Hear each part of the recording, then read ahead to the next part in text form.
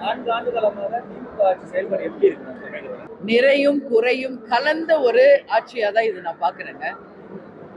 ஏன்னா இன்னைக்கு அவங்க கொடுத்த வாக்குறுதிகள் இன்னும் பல்வேறு வாக்குறுதிகள் நிறைவேற்றல மக்கள்கிட்ட ஒரு குறை இருக்கத்தான் செய்யும்.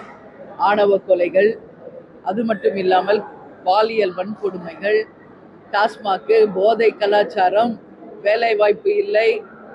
இன்னைக்கு ஒவ்வொரு மாநகராட்சியிலையும் நம்ம பார்க்குறோம் எந்த விதமான ஒரு சுகாதாரம் இல்லை. ஹாஸ்பிட்டல்ஸ், கவர்மெண்ட் ஹாஸ்பிட்டல்ஸோட தரம் மிகவும் மோசமா இருக்கு. இன்னைக்கு இந்த மாதிரி பல்வேறு விஷயங்கள் இருக்கு.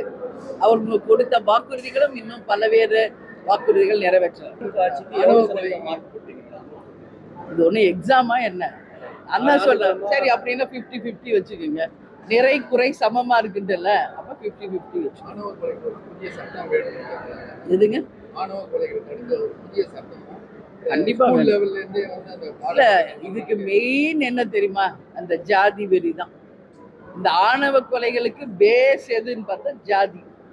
எத்தனை பெரியார்களும் எத்தனை பாரதியார்களும் எவ்வளவோ சொன்னாலும் அந்த ஜாதி வெறி என்பது இங்கு எங்குமே மறையல.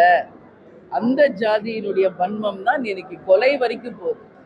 அதனால இது ஒரு தனிநபருடைய விஷயமோ ஒரு ஆட்சியாளர்களுடைய விஷயமோ இல்லை. ஒட்டுமொத்த மக்களின் மனநிலையே மாறினாதான் இது மாறும். கேப்டன் பெரிய அண்ணால சொல்லி இருப்பார், எல்லாரும் ஒன்னா இணைங்க, அப்பதான் இந்த ஜாதின்றதே ஒன்னா இல்லாம இருக்கும்னு எவ்வளவோ கேப்டனும் எவ்வளவோ சொல்லியிருக்காரு. ஸோ இது ஒவ்வொரு தனி நபரும் மாற வேண்டிய ஒரு விஷயம். ட்ரெண்டை ஃப்ரெண்ட் ஆக்கிக்கோங்க. தந்தி டிவியின் சப்ஸ்கிரைபர்ஸ் அண்ட் ஃபாலோவர்ஸ் குடும்பத்துல நீங்களும் இணையுங்க.